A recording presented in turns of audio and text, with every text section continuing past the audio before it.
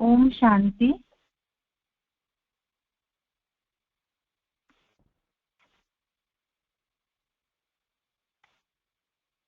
आज के भगवत गीता क्लास में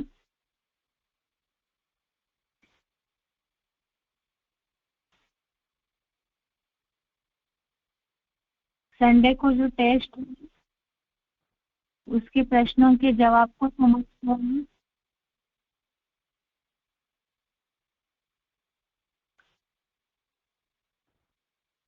पहला प्रश्न है, निम्नलिखित प्रश्न के उत्तर के लिए सही विकल्प बताओ। पहला प्रश्न है, स्थिर बुद्धि वाले की निशानी। विकल्प है, पहला सबको बराबर स्नेह करेगा। दूसरा विकल्प सब और से रहित हुआ।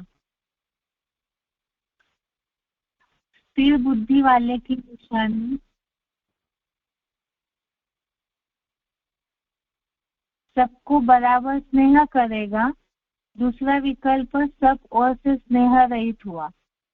जवाब है, स्थिर बुद्धि वाले की निशानी है सब और से स्नेह रहित हुआ।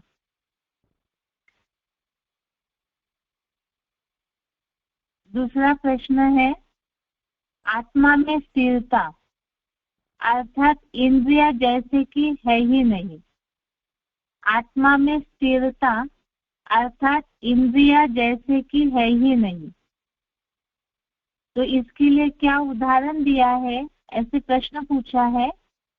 इसके लिए विकल्प है, कछुए की तरह इंद्रियों को समेटना। दूसरा विकल्प है, सर्प की तरह इंद्रियां न होना। जवाब है इसका, आत्मा में स्थिरता अर्थात इंद्रिया जैसे कि है ही नहीं।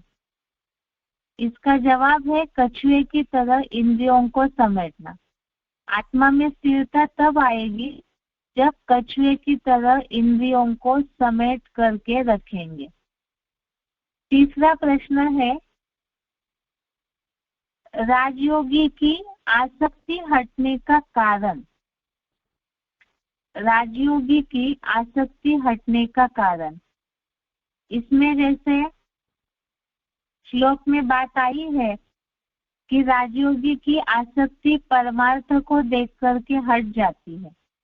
तो यहाँ खास विकल्प दिया हुआ है। पहला विकल्प अतीन्द्रिय सुख, दूसरा विकल्प है श्रेष्ठ इंद्रियों का सुख। तो राजयोगी की आसक्ति हटने का कारण है जवाब अतीन्द्रिय सुख। संगम युग में आसक्ति तभी हटेगी जब अतीन्द्रिय सुख की अनुभूति होगी। तो राजयोगी की आसक्ति हटने का कारण है अतीन्द्रिय सुख। चौथा प्रश्न है, जिसकी डैश डैश वश में है उसकी बुद्धि दृढ़ता पूर्वक आत्मा में स्थिर है। जिसकी डैश डैश वश में है उसकी बुद्धि दृढ़ता पूर्वक आत्मा में स्थिर है। विकल्प है इंद्रिया, दूसरा विकल्प है संस्कार। जवाब है इसके लिए इंद्रिया। जिसकी इंद्रिया वश में है उसकी बुद्धि दृढ़ता पूर्वक आत्मा में स्थिर है। अगला प्रश्न है पांचवा, बुद्धिमान पुरुष की इंद्रिया डैश डैश को मन बलपूर्वक खींच लेती है। बुद्धिमान पुरुष की इंद्रिया डैश डैश को बलपूर्वक खींच लेती है। जवाब है, बुद्धिमान पुरुष की इंद्रिया मन को बलपूर्वक खींच लेती है। अगला प्रश्न है छठवां, आसक्ति का मूल कारण है। आसक्ति का मूल कारण क्या है? विकल्प है विषय भोगों का ध्यान, दूसरा विकल्प है क्रोध।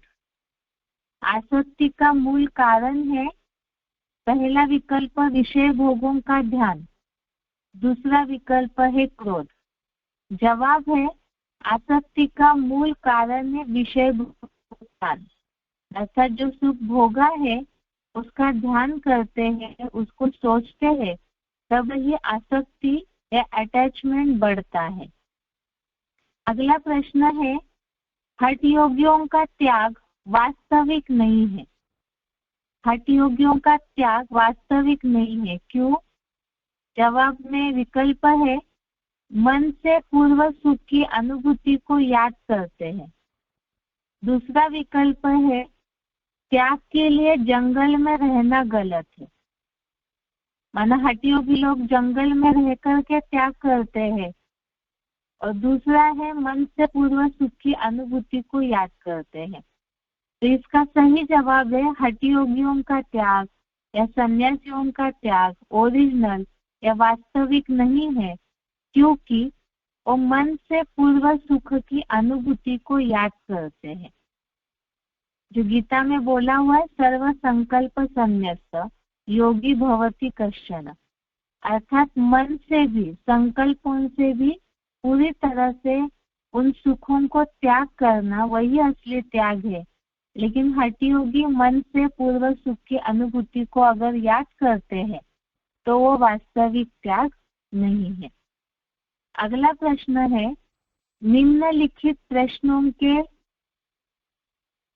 एक वाक्य में उत्तर बताएं। निम्नलिखित प्रश्नों के एक वाक्य में उत्तर बताएं। इसमें पहला प्रश्न है पुरुषार्थ में स्थिरता के लिए कौन सी इंद्रियों के किन बातों को कंट्रोल करना है और कैसे? पुरुषार्थ में स्थिरता के लिए कौन सी इंद्रियों के किन बातों को कंट्रोल करना है और कैसे? उत्तर है ज्ञानेंद्रियों में रूप, रस, गंध, स्पर्श, शब्द आदि को कंट्रोल करना है, अर्थात इंद्रिय सुखों में बुद्धि नहीं जानी चाहिए। प्रश्न था पुरुषार्थ में स्थिरता के लिए कौन सी इंद्रियों के किन बातों को कंट्रोल करना है। इसका जवाब है ज्ञानेंद्रियों को। और ज्ञानेंद्रियों की जो विषय है, अर्थात जैसे नेत्र से रूप देखा जाता है, जीभ भी ज्ञानेंद्रिया है जिससे रस का स्वाद लिया जाता है, नाक भी ज्ञानेंद्रिया है जिससे गंध अच्छा या बुरा, सुगंध या दुर्गंध सूंघा जाता है, कानों से शब्द अर्थात कनरस लिया जाता है, त्वचा से स्पर्श अर्थात उसका सुख लिया जाता है। तो ज्ञानेंद्रियों में रूप, रस, गंध, स्पर्श, शब्द आदि को कंट्रोल करना है, अर्थात इंद्रिय सुखों में बुद्धि नहीं जानी चाहिए। इसे हमने श्लोक का अर्थ समझते समय भी समझा था कि इन इंद्रियों का सुख में जहाँ जहाँ बुद्धि जाती है, खींचती है, तो उन्हें कंट्रोल करना है। जो दूसरे अध्याय का 58 नंबर श्लोक हमने देखा था, 58 नंबर का कछुए का उदाहरण जिसमें दिया है, उसमें यह बात आई है कि कछुए के अंगों की तरह मन के संकल्पों सहित, अर्थात मन में जो विचार आते हैं सुख भोगने के, उन संकल्पों के सहित ही श्रेष्ठ भ्रष्ट अर्थात 5 ज्ञानेंद्रिया और कर्मेंद्रिया, ये दोनों मिलके 10 इंद्रियों को, और साथ में मन है 11 हुआ, तो ये 11 इंद्रियों के द्वारा, यहाँ तो एग्जाम्पल के रूप में लिखा है भावार्थ में, रूप, रस, गंध आदि अर्थात शब्द भी, स्पर्श भी, 5 इंद्रियों से जो भी सुख लेते हैं, साथ में कर्म इंद्रियों से भी जो सुख लेते हैं, वो सारे विषय भोग अर्थात जो सुख भोगे जाते हैं, उन्हें सब ओर से निरंतर खींचना है, अर्थात इंद्रियों से उन सुखों में बुद्धि नहीं जानी चाहिए, तो संकल्पों को भी कंट्रोल करना है और इंद्रिया भी जहाँ जहाँ सुख की ओर जाती है तो उन्हें भी कंट्रोल करना है। जब ऐसी कंट्रोलिंग पावर अभ्यास करते करते आएगी धीरे धीरे, तब ही पुरुषार्थ में, आत्मा में स्थिरता आएगी। अगला प्रश्न है, पुरुषार्थी जीवन में इच्छाएं उत्पन्न होने का मूल कारण क्या है? पुरुषार्थी जीवन में इच्छाएं उत्पन्न होने का मूल कारण क्या है? जवाब है इसका 62 नंबर श्लोक में, पुरुषार्थी जीवन में इच्छाएं क्यों निर्माण होती है? इसका जवाब है, विषय भोगों का ध्यान करने से आसक्ति या लगाव निर्माण होता है और उससे कामना या इच्छाएं उत्पन्न होती है। वास्तव में श्लोकों का जो भावार्थ है वो ऐसी भाषा में लिखा है कि उसे जीवन में लागू कैसे करना है, कई बार पुरुषार्थियों को समझ में नहीं आता है, तो इसीलिए इसे सहज भाषा में भी समझना जरूरी है।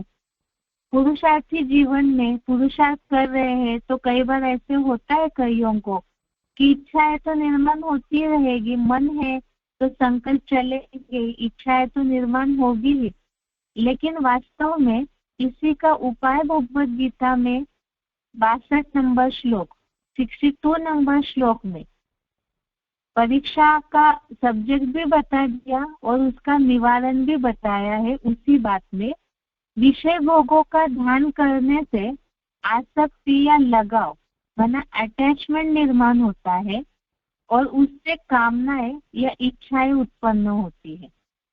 अर्थात जो सुख विषय भोग अर्थात इन इंद्रियों से भी हमने जो सुख भोगा है, अगर उसे बार बार याद करते हैं, ध्यान करते हैं, स्मरण करते हैं, उसके बारे में सोचते हैं, तो दोबारा से उसके प्रति अटैचमेंट निर्माण होता है, बार बार सुख लेने की इच्छा निर्माण होती रहेगी और इसी तरह से पुरुषार्थी जीवन में इच्छाएं निर्माण होती है। और इसका उपाय भी भगवद गीता में हमने समझा है, सर्व संकल्प संन्यास, अर्थात संकल्पों सहित ही त्याग करना है और यह तभी होगा, जो आगे के प्रश्न में ही उसका जवाब आएगा कि सारे संकल्पों से हम त्याग कब और कैसे कर पाएंगे।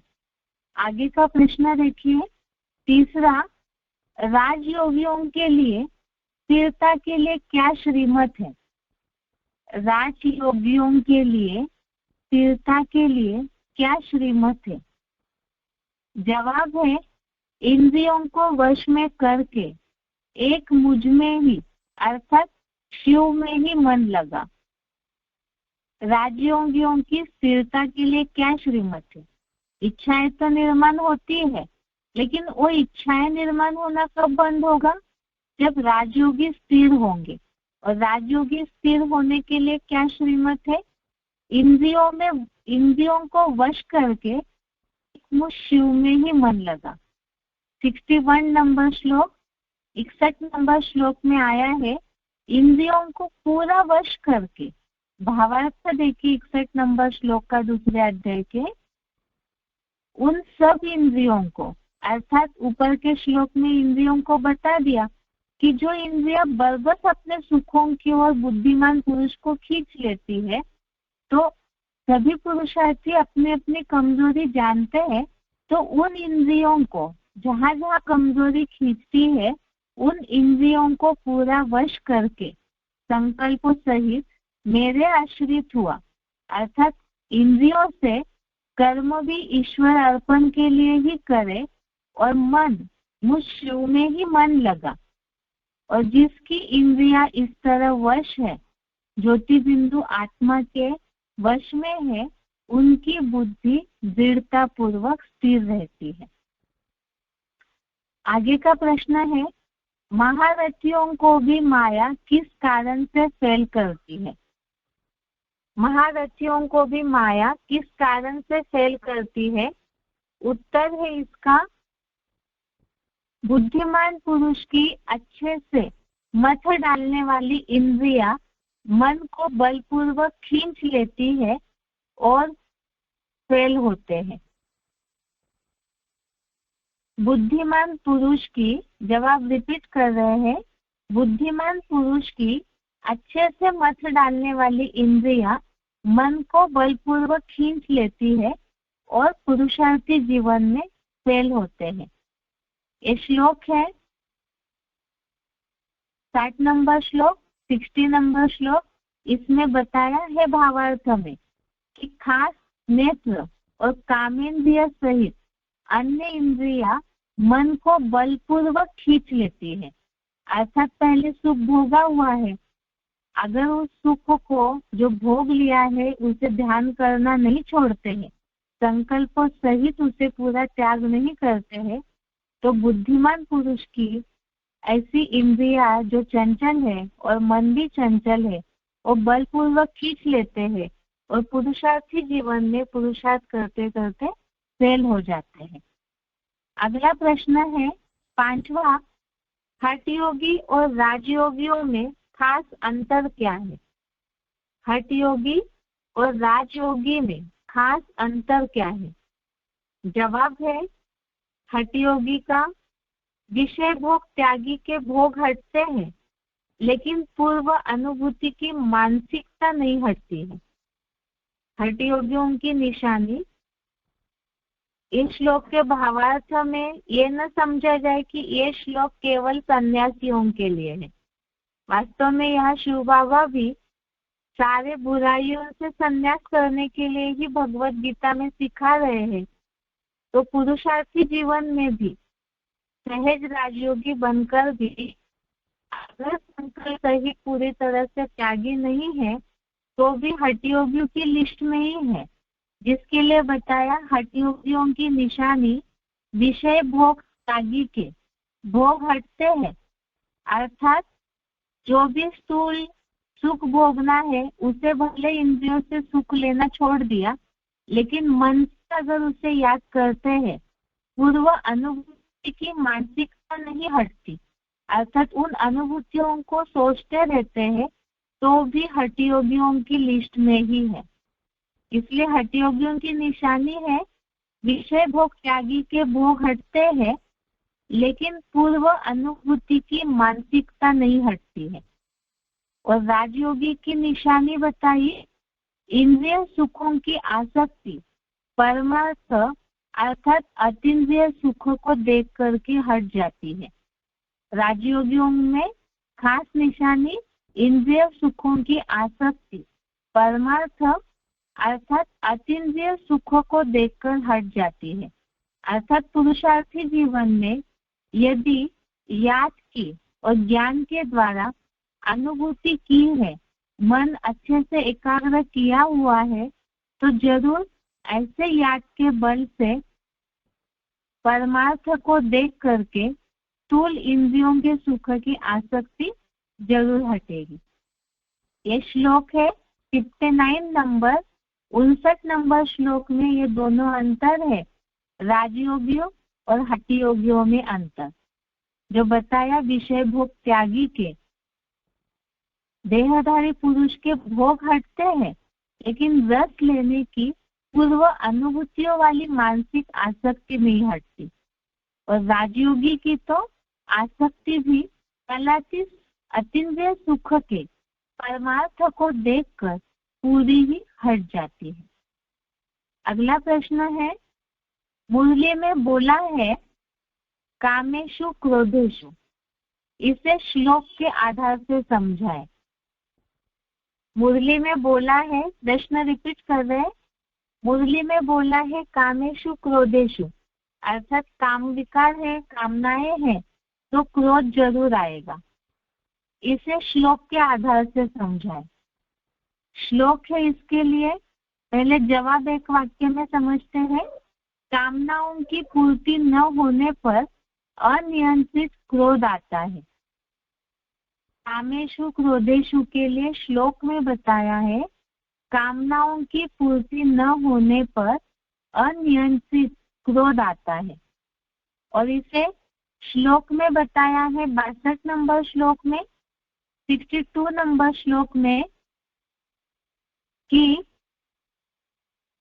विषय भोगों का ध्यान करने वाले पुरुष की विषयों में आसक्ति या लगाव माना अटैचमेंट निर्माण होता है और आसक्ति से इच्छाएं कामनाएं पैदा होती है और कामना की पूर्ति न होने पर अनियंत्रित क्रोध उत्पन्न होता है।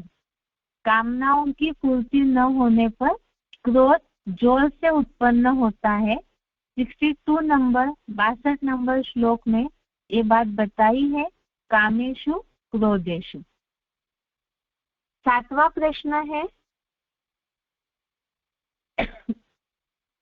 ज्ञान में चलने वालों को ऐसे क्या मिला है जो दुनियावी सुखों को छोड़ देते हैं। बहुत बार लौकिक दुनिया वाले इस बात को पूछते हैं, क्योंकि साधारण जीवन जीते हुए भी कई बार ज्ञान का नशा कईयों को बहुत रहता है, तो लोगों के मन में प्रश्न रहता है कि इनको क्या मिला है जो दुनियावी सुखों को छोड़ते हैं। तो इसका जवाब है, राजयोगियों की इंद्रिय सुखों की आसक्ति परमार्थ को देखकर हट जाती है और परमात्मा को याद करने से स्थिरता आती है। इंद्रिय सुखों की आसक्ति हटती है और अतीन्द्रिय सुख की अनुभूति के आगे इंद्रिय सुख कुछ भी नहीं है और परमात्मा को याद करते करते ही स्थिरता आती है। ये प्रश्नों के जवाब है। अगला प्रश्न है, एक जनरल प्रश्न है, उसे श्लोक समझने के बाद समझते हैं। निम्नलिखित प्रसंगों के लिए श्लोक बताएं। निम्नलिखित प्रसंगों के लिए श्लोक बताएं। इसमें पहला है संग के रंग से नुकसान। संग के रंग से नुकसान। वैसे श्लोक में स्पष्ट शब्दों में ये नहीं है, ये पहले जैसा प्रश्न ये हो सकता है कईयों को प्रश्न समझ के कंफ्यूजन हुई होगी। संग के रंग से नुकसान, इसका जवाब है 62 नंबर श्लोक, 62 नंबर श्लोक। इस श्लोक में एक शब्द आया हुआ है, संगात संजायते कामः, अर्थात वास्तव में संग के रंग से, संगात संजायते, इसी में ही संग से ही वास्तव में कामनाएं उत्पन्न होती है। यहाँ श्लोक देखते हैं एक बार 62 नंबर का। ध्यायतो विषयान् पुंसः संगस्तेषु उपजायते संगात् संजायते कामः कामात् क्रोधो अभिजायते। श्लोक का भावार्थ है, विषय भोगों का ध्यान करने वाले पुरुष को उन विषयों में आसक्ति या लगाव उत्पन्न होता है। विषय भोगों का ध्यान करने वाले पुरुष को, यह श्लोक में शब्द आया हुआ है ध्यायतो पुंसः तेषु संगः। तो यहाँ जो संग शब्द आया हुआ है, अर्थात जिस तरह से विषय भोगों का ध्यान करते हैं बार बार, या ऐसों का संग करते हैं जो सुखों में डूबे हुए इंद्रिय सुखों में, तो उन विषयों में इंद्रिय सुखों में अटैचमेंट निर्माण होता है, लगाव निर्माण होता है और आसक्ति से फिर मनसा संकल्प में कामनाएं इच्छाएं भली भांति पैदा होती है और दैहिक विकारी कामना प्राय पूरी न होने से अनियंत्रित क्रोध जोर से उत्पन्न होता है। अगला प्रश्न है, अतीन्द्रिय सुख ही सर्वोपरि है। अतीन्द्रिय सुख सर्वोपरि है, इसका जवाब है 59 नंबर श्लोक, 59 नंबर श्लोक, 59 नंबर श्लोक। श्लोक है, विषया विनिवर्तन्ते निराहारस्य देहिनः रसवर्जम रसः अपि अस्य परम दृष्ट्वा निवर्तते। भावार्थ है, विषय भोग त्यागी देहधारी पुरुष के भोग तो विशेषता हटते हैं रस लेने की पूर्व अनुभूतियों वाली मानसिक आसक्ति नहीं हटती, अर्थात इस राजयोगी की तो आसक्ति भी कलातीत अतीन्द्रिय सुख के परमार्थ को देखकर हट जाती है। इसमें खास तो अतीन्द्रिय सुख ही सर्वोपरि है, इसलिए अतीन्द्रिय सुख के परमार्थ को देख करके राजयोगी की आसक्ति या इंद्रिय सुखों के प्रति जो अटैचमेंट है वो हट जाता है। इसके नीचे का प्रश्न भी इसी श्लोक से रिलेटेड है, 59 नंबर श्लोक से रिलेटेड ही। तीसरा प्रश्न है, मन से लौकिक बातों को या लौकिक सुख को याद किया तो फेल। मन से लौकिक बातों को या सुख को याद किया तो फेल हो जाते हैं।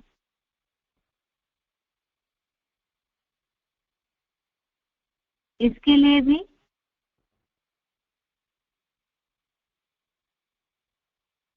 एक तो इसमें जो बात बताई है, विषया विनिवर्तन से निराहार से देहिनः रसवर्जम रस अप्यस्य परम दृष्ट्वा निवर्तते, तो विषय भोग त्यागी देहधारी पुरुष के भोग विशेषता हटते है, रस लेने की पूर्व अनुभूतियों वाली मानसिक आसक्ति नहीं हटती।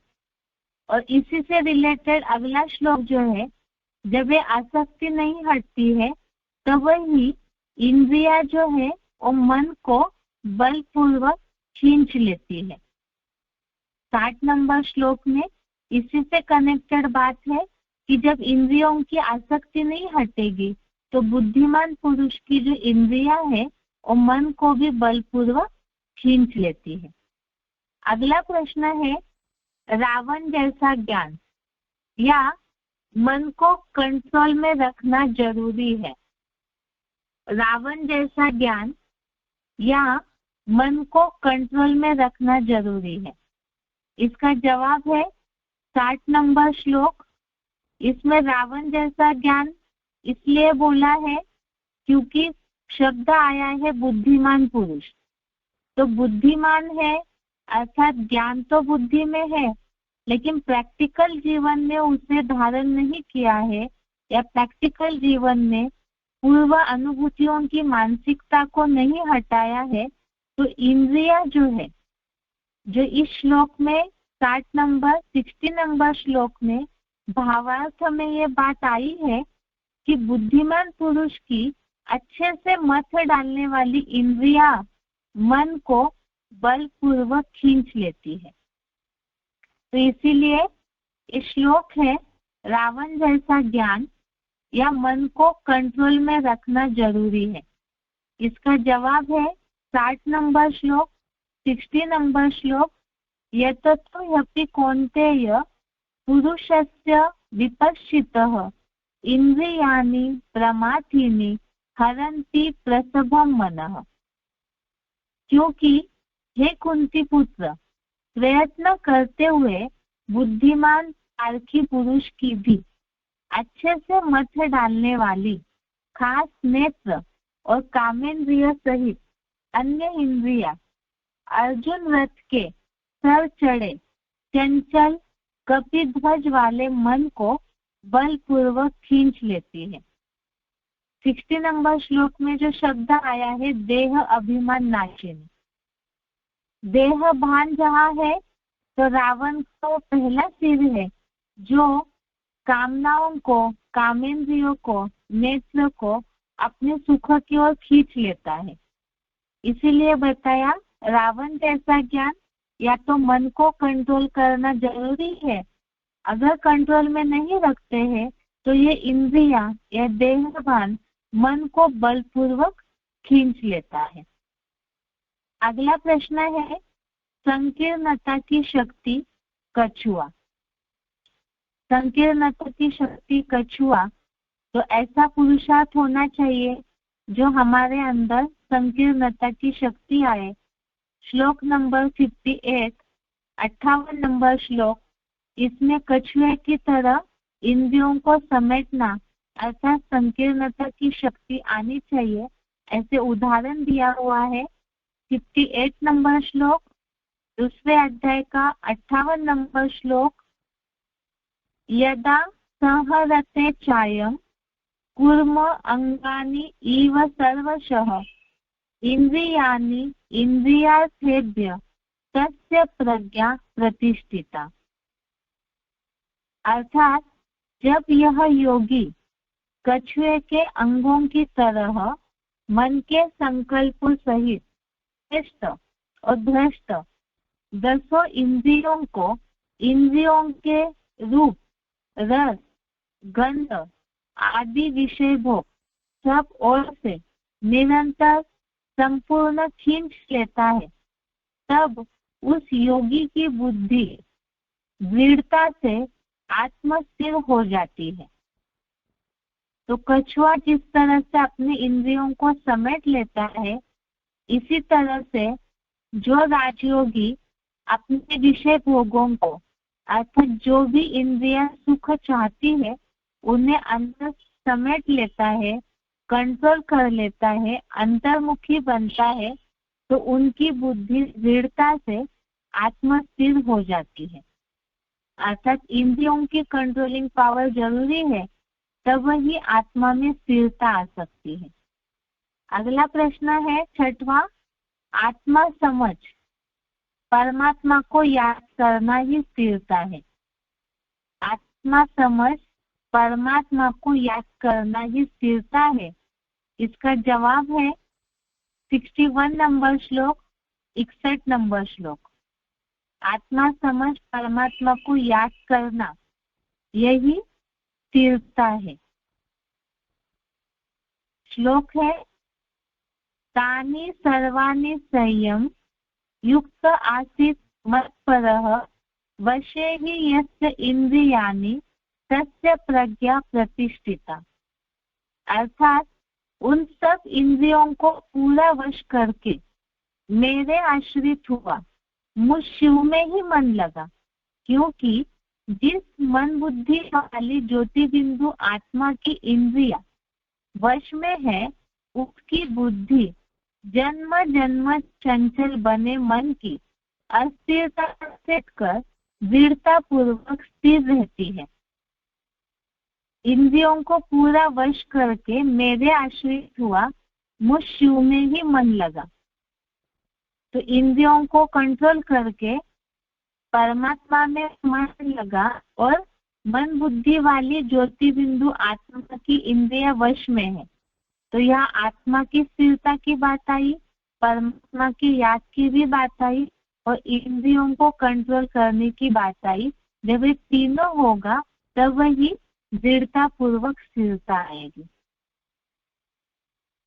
ये बातों को लेकर के, प्रसंगों को लेकर के श्लोक है। और श्लोक टेस्ट का लास्ट प्रश्न है, मानसिक तनाव वालों को श्लोक के आधार से मन स्थिर कैसे करें, समझाइए।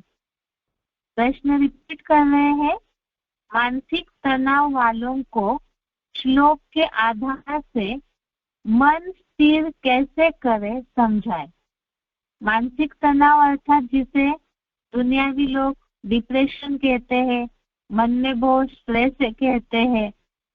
तो ऐसे जिनकी मानसिक खींचातानी चल रही है, जिनके मन में बार बार डिप्रेशन आता है समस्याओं को लेकर, लौकिक दुनिया में भी ऐसे बहुत लोग हैं, ज्ञान में चलते समय भी बहुत ऐसे हैं पुरुषार्थी जीवन में जिनकी मन की खींचातान होती है, जिस कारण तनाव निर्माण होता है। तनाव माना ही खींचातान। तो इस तरह से ऐसे जिनकी खींचातान या मानसिक तनाव है, डिप्रेशन है, तो उन्हें श्लोकों के आधार से मन स्थिर कैसे करे समझाना है। सबसे पहले तो हमें इस बात को समझना होगा कि मानसिक तनाव निर्माण होने का कारण क्या है। जब कारण समझ में आएगा तभी हम उस निवारण समझा सकते हैं सही मायने में। मानसिक तनाव, मानसिक डिप्रेशन निर्माण होने का कारण श्लोक में ही बता दिया है। खास इच्छाएं, जहाँ ढेर सारी इच्छाएं या कामनाएं निर्माण होती है, कोई भी प्रकार की। एक तो यहाँ गीता में तो खास बताया है विकारी भोग भोगने की इच्छाएं, दैहिक विकारी कामनाएं, और उनके साथ साथ ही जो श्लोक में और भी ऐसे श्लोक है गीता में जिसमें आया हुआ है यस्य सर्वे समारंभा काम संकल्प वर्जिता, जिसके सारे कर्म काम विकार के संकल्प से रहित है। तो यहाँ भी भगवत गीता में बार बार ये जो बात आई है, तो अनेक प्रकार की इच्छाएं, विकारी इच्छा पूरी होने के करने के चलते बहुत सारी अनेक इच्छाएं तैयार होती है, धन की, जनबल की, संपत्ति की, सुख सुविधाओं के साधनों की। और जब ये साधन, सुख, धन, जनबल या तो इम्प्रेशन बनाना, लौकिक दुनियावी मर्तबा कमाना, इन सारी बातों की इच्छाएं निर्माण होती है। और जब ये इच्छाएं निर्माण होती है तो उनकी पूर्ति के लिए धन बल की आवश्यकता होती है। और वो धन बल कमाने के लिए ही लोग दुनिया में जो ताकत लगाते हैं उसके पीछे संघर्ष करते हैं। और जब ये इच्छाएं पूरी तरह से पूरी नहीं हो पाती है तो क्रोध निर्माण होता है, और उसके साथ साथ ही मूर्छा आती है, बुद्धि का नाश होता है, और मन में तनाव निर्माण होने लगता है। क्योंकि आज की दुनिया में इतना ज्यादा संघर्ष है धन कमाने के पीछे कि उसके पीछे इच्छाओं की पूर्ति के लिए धन की आवश्यकता है। और लोग आज दुनिया में यही सोचते हैं कि पैसा ही सब कुछ है, और उसे कमाने के पीछे जो संघर्ष करते हैं उस संघर्ष के कारण ही मानसिक तनाव, मेंटल डिप्रेशन निर्माण होने लगता है। अब इसका निवारण क्या है जो हम भगवत गीता के आधार से ही समझते हैं। भगवत गीता में ही इसका निवारण बताया है। सबसे पहले तो इंद्रिय सुख, इंद्रिय सुखों के अगर ज्यादा दौड़ेंगे तब ही इस तरह का तनाव निर्माण होगा। और भगवत गीता में खास बताया हुआ है कि शुभ अशुभ, अशुभ को पाकर भी जो न आनंदित होता है न द्वेष करता है। जीवन में सफलता असफलता नून है, लेकिन उसमें न खुश होंगे, न दुखी होंगे, न द्वेष करेंगे। अगर इस तरह से बुद्धि का कांटा स्थिर है, इंद्रिय सुखों की ओर ज्यादा दौड़ते नहीं है, ये बात अगर बुद्धि में है, ये शरीर जो है वो कलयुगी तमोप्रधान शरीर है, ये दुनिया जो है इसके जो सुख है वो भी विनाशी है, तमोप्रधान है। अगर ये बात बुद्धि में रहेगी और इंद्रिय सुख जो है, शरीर जब तमोप्रधान मिला है कलयुग अंत में, तो उसके सुख जितना भी चाहेंगे तो भी वो कभी भी पूर्ति नहीं होगी। लौकिक में भी ऐसे कहते हैं, इच्छाओं की जो पूछ है वो कभी भी बंद नहीं होती, इच्छाएं निर्माण होते ही रहती है। और भगवत गीता में 16वें अध्याय में भी ये बात बताई है, आज मुझे ये मिला, कल ये मिलेगा, फिर इतना धन चाहिए। इस तरह की इच्छाएं निर्माण होना ये भी असुरों के लक्षण है। देहभान ही वास्तव में रावण बताया हुआ है। तो इसीलिए जब इन इच्छाओं को त्यागेंगे और साथ साथ ही इंद्रिय सुखों की ओर जो मन दौड़ता है उसे कछुए की तरह समेटेंगे। भक्ति मार्गीय लोगों को इस बात को समझाया जा सकता है कि मंदिरों में कछुए को दिखाने का खास कारण क्या है। मंदिर में प्रवेश करने के पहले ही कछुआ पहले दिखता है, इसीलिए ताकि मनुष्य उससे सीख ले कि कछुए की तरह हमें भी अपने इंद्रिय सुखों को समेटना है, अंदर खींचना है, कंट्रोल करना है। और जब इंद्रिय सुखों की ओर मन दौड़ेगा नहीं, तमोप्रधान सुखों की ओर, क्योंकि बताया राजयोगी की तो ये तमोप्रधान सुखों की जो आसक्ति है वो भी हट जाती है। और जब इस तरह से आसक्ति हटेगी, मन स्थिर होगा, क्योंकि मन में जब इच्छाएं निर्माण नहीं होगी तो मन स्थिर हो जाएगा। और ऐसी स्थिरता के लिए और खास क्या जरूरी है, केवल सन्यासी भी तो सब कुछ त्याग कर रहे हैं, केवल इंद्रियों को कंट्रोल कर लिया, सुख लेना छोड़ दिया, मात्र इतने से नहीं होगा, उसके बदले में कोई अच्छी चीज मिलनी चाहिए, तब ही मन शांत होगा, क्योंकि मन तो चंचल है जन्म जन्मांतर का।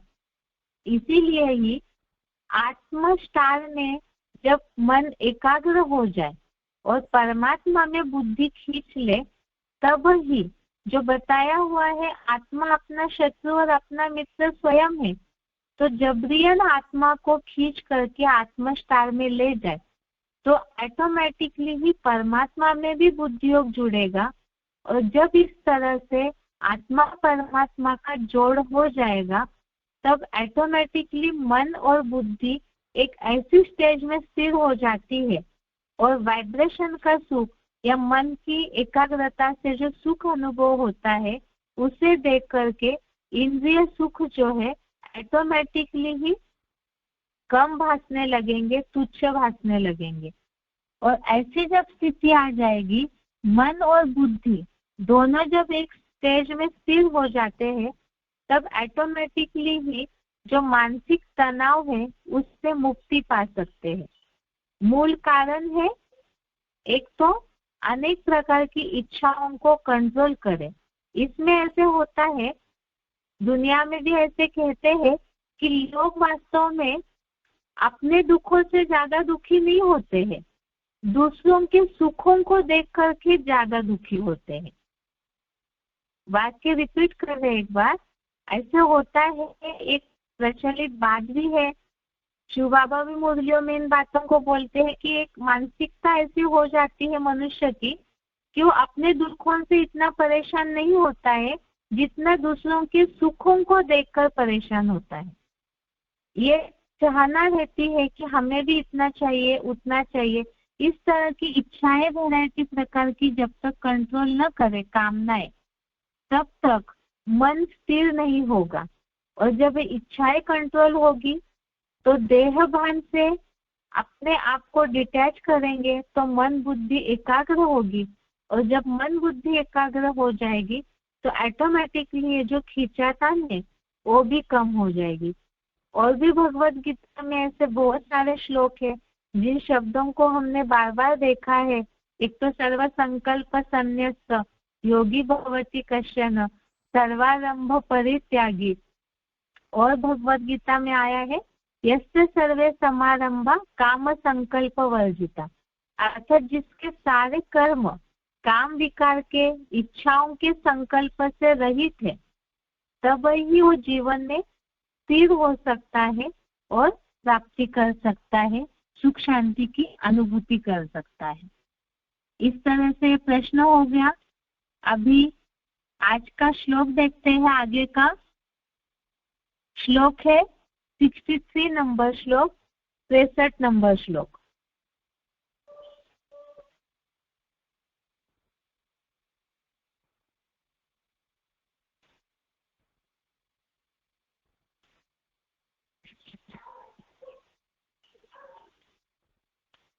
श्लोक है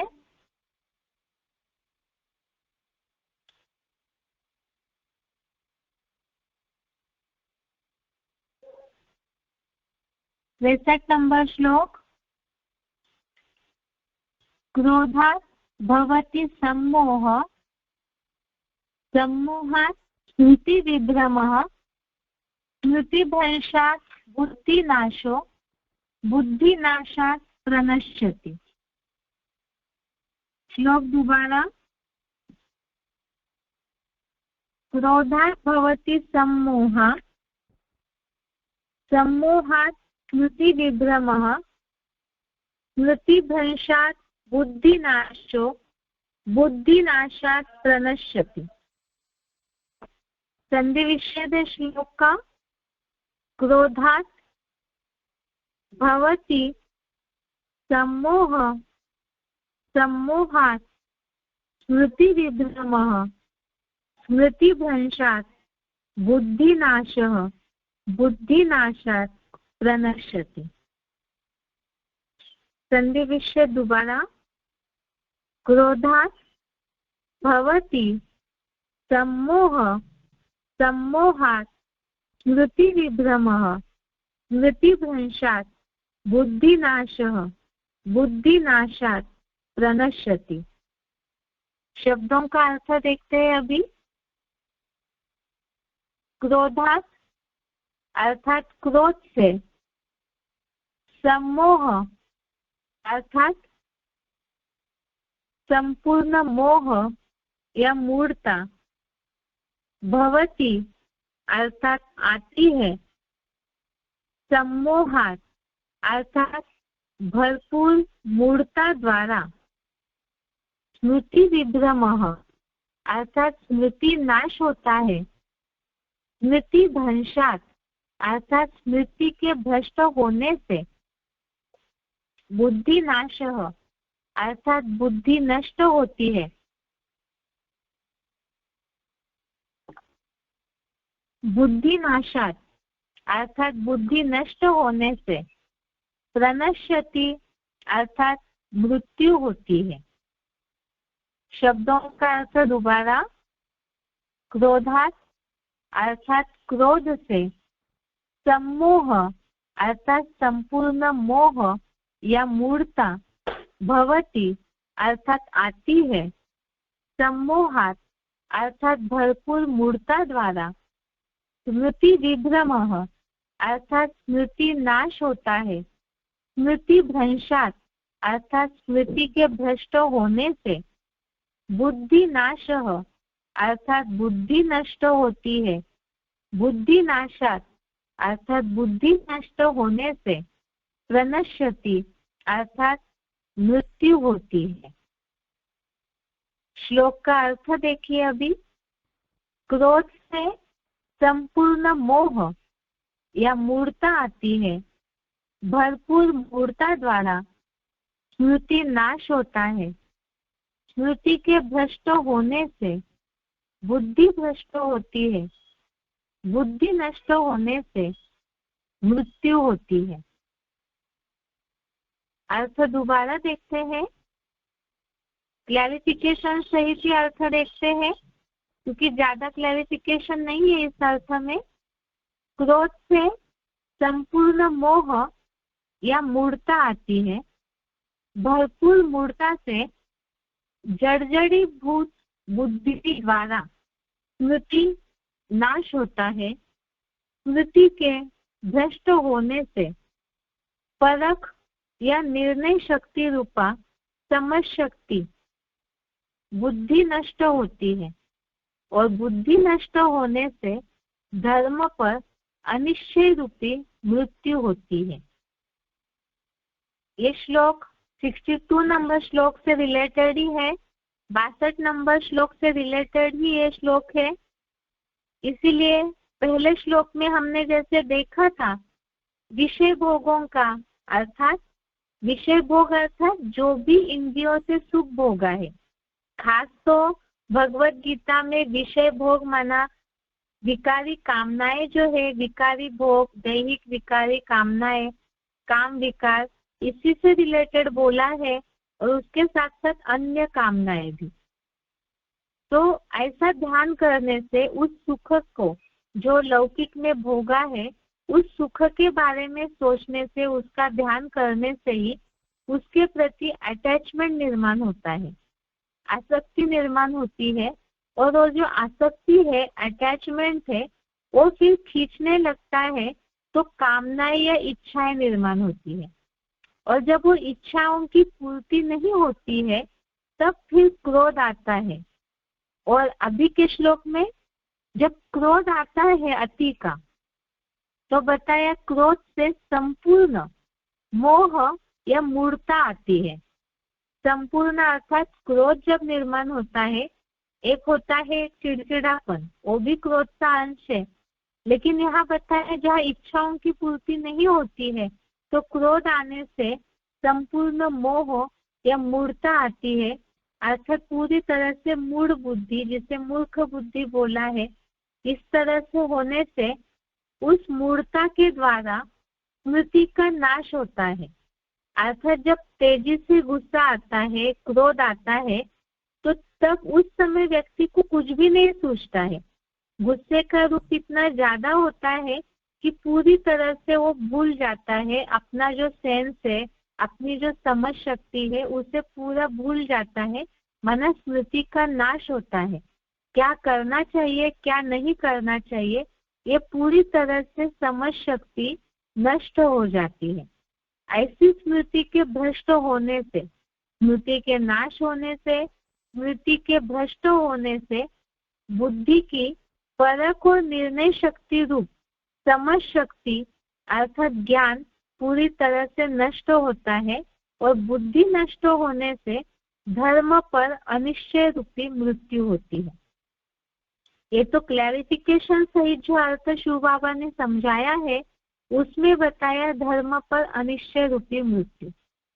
भक्ति मार्गीय लोगों को हम इस बात को कैसे समझाएंगे, क्योंकि गीता के आधार से ही हमें शिव बाबा को प्रत्यक्ष करना है। और भगवत गीता में खास ये बात बताई है, कामेश क्रोधेश रजोगुण समुद्भव, अर्थात रजोगुण को निर्माण करने वाले उनका जो समुद्भव है, उद्भव करता है, एक काम और क्रोध दोनों चीजें हैं।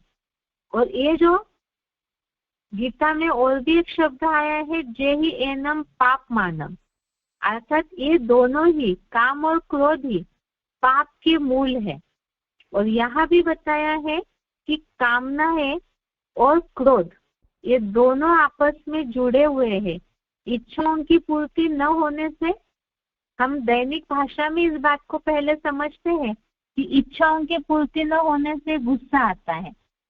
बहुत गुस्सा जब तेजी से आता है तो कईयों का ये अनुभव होगा, जिनका क्रोध कंट्रोल में नहीं है तो प्रैक्टिकल जीवन में अनुभव होगा नंबरवार सभी का ही, कि जब गुस्सा आता है उस समय कुछ भी समझ में नहीं आता है। कईयों की तो ऐसी स्थिति होती है कि शरीर कांपने लगता है, चेहरा पूरा लाल हो जाता है और उस समय समझ में नहीं आता है क्या करना है। अर्थात ही वो जो स्थिति है वो है स्मृति नाश होने की, कि सामने कौन खड़ा है, हम किस स्थान पे है, न स्थान का भान रहता है, व्यक्तियों का भान नहीं रहता है, परिस्थितियों का भान नहीं रहता है और गुस्सा कर देता है व्यक्ति। और जब ऐसे गुस्सा तेज आता है मतलब ये बुद्धि नष्ट हो गई और बुद्धि नष्ट होने से मृत्यु हो जाती है। ये तो पूरी अंतिम स्टेज है मृत्यु की, जिसे अगर हम लौकिक दुनिया के हिसाब से समझते हैं, कई ऐसे लोग हैं जब इच्छाओं की पूर्ति नहीं होती है तो बहुत तेज गुस्सा आता है। कई है कि गुस्सा अपना बाहर निकाल देते हैं, प्रकट करते हैं।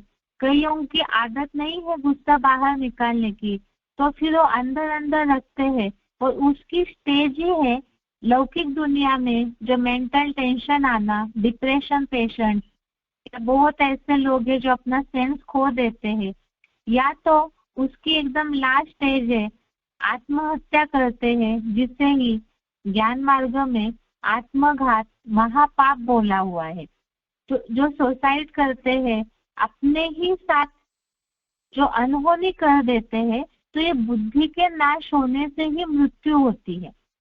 भगवत गीता में तो यहाँ ज्ञान के हिसाब से बताया हुआ है, इसे भी समझते हैं, लेकिन भगवत गीता तो हमें लौकिक दुनिया वालों को भी समझानी है। जो हमने अभी एक प्रश्न देखा था, मानसिक तनाव वालों को कैसे समझाएंगे, तो मेन जरूरी है मन बुद्धि की स्थिरता। बेसिक कोर्स में हमने इस बात को अच्छे से समझा था कि मन चंचल होता है, वो इंद्रिय सुखों की ओर दौड़ता है, और बुद्धि का लगाम, बुद्धि में तो अगर ढेर सारी मत मतांतरों का कवर चढ़ा हुआ है, जंग चढ़ी हुई है, तो सही समय पे निर्णय नहीं ले पाती है बुद्धि। वास्तव में ये एक कर्म युद्ध है, जीवन का युद्ध है, और इस युद्ध में सही समय पे अगर हम अपने ज्ञान के अस्त्र शस्त्र को उठा करके परिस्थितियों को नहीं काट पाते हैं, तो शत्रु जो है आकर के वार करके चला जाएगा। यह शत्रु माना ही है मायावी आक्रमण।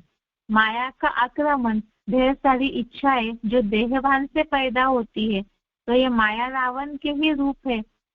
माया रावण जो है देह के संबंधी, देह के पदार्थ कोई भी रूप में कमी के रूप में आता है। हमारी जो कमियां है, अव्यक्तवाणी में बोला है कि जो कमियां हैं वही वास्तव में गड्ढे हैं, और इस गड्ढे में जब गिर जाते हैं तो ऑटोमेटिकली कहीं ना कहीं चोट लग जाती है। अब कईयों को चोट ऐसी लगती है कि फिर भी उठ के खड़े होते हैं। अगर क्रोध को नियंत्रण में नहीं रखा, वैसे तो मुरलियों में बोला है क्रोधी को पतित नहीं करेंगे, लेकिन काम विकार की इच्छा के कारण ही क्रोध निर्माण होता है, तो वो भी बुद्धि का नाश जरूर करता है। इसीलिए ही सबसे पहली मूल बात कि जो सुख हमने लौकिक में भोगा है उसे पूरी तरह से संकल्पों सहित त्यागना है। और जब तक ऐसे त्यागते नहीं है, जो बताया कि हम इस उदाहरणों को पहले भी समझे हैं, बार बार उन उदाहरणों को रिपीट नहीं करेंगे। एक छोटा सा उदाहरण फिर भी, जैसे लौकिक में बहुत अच्छी चीजें खाई हुई है, उसे बार बार याद करते हैं।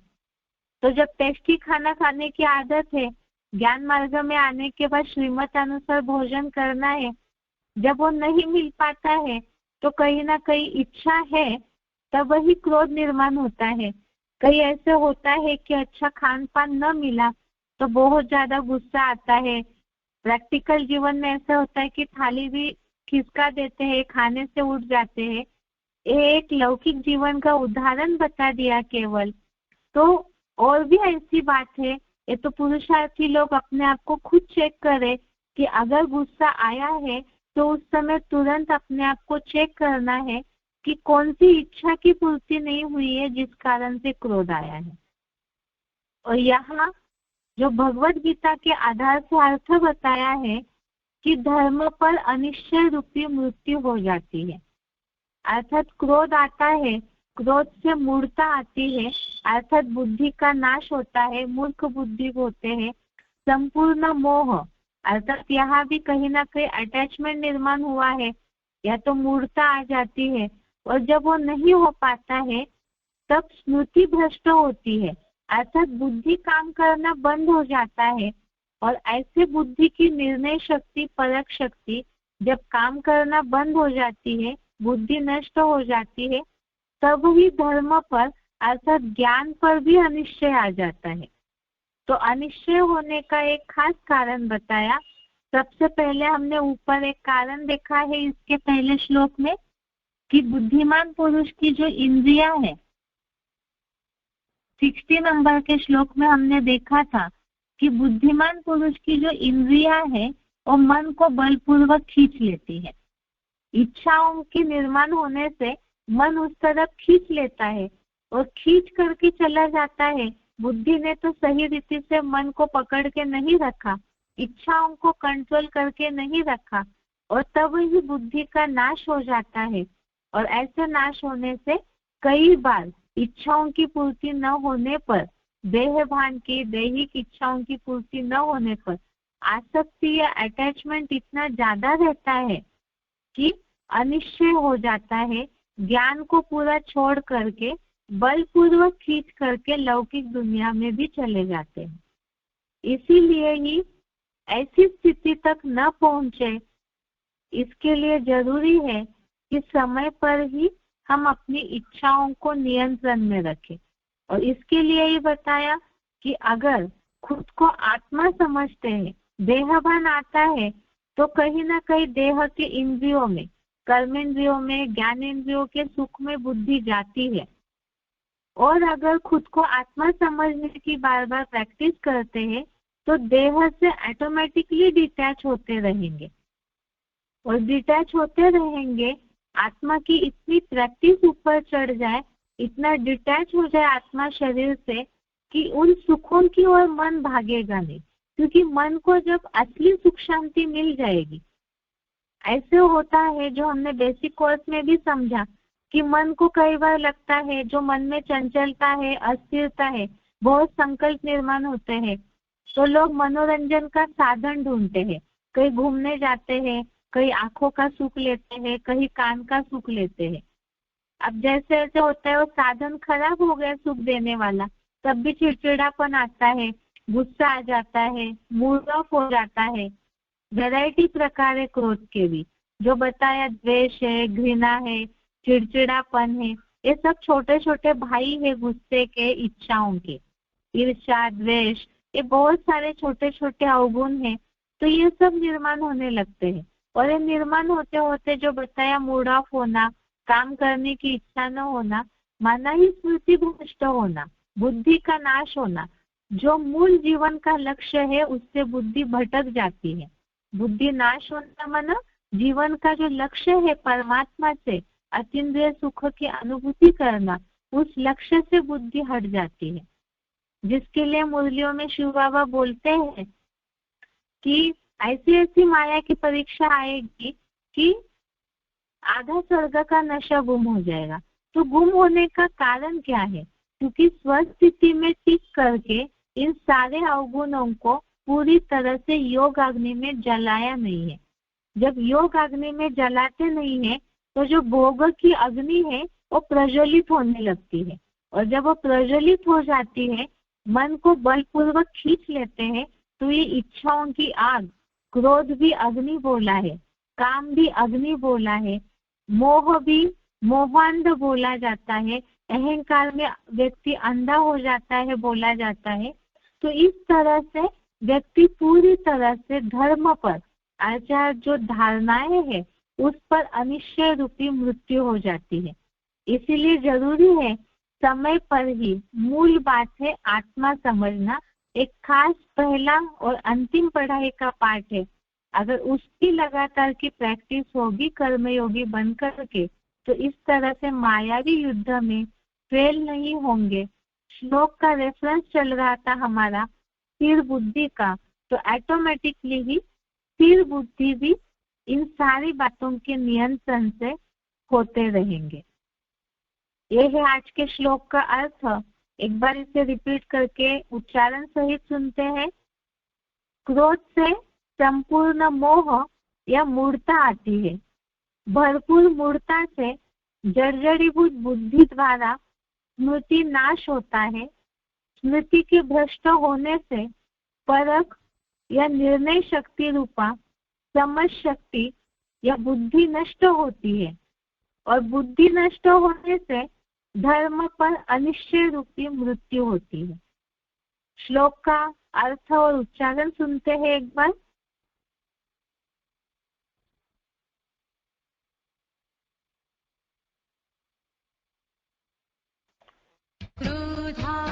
भवति सम्मोहात् स्मृतिविभ्रमः स्मृतिभ्रंशात् बुद्धिनाशो बुद्धिनाशात् प्रणश्यति। क्रोध से संपूर्ण मोह अथवा मूर्ता आती है। भरपूर मूर्ता से जड़ जड़ीभूत बुद्धि द्वारा स्मृति नाश होता है। स्मृति के भ्रष्ट होने से परख और निर्णय शक्ति रूपा समझ शक्ति बुद्धि नष्ट होती है, और बुद्धि नष्ट होने से धर्म पर अनिश्चय रूपी मृत्यु होती है।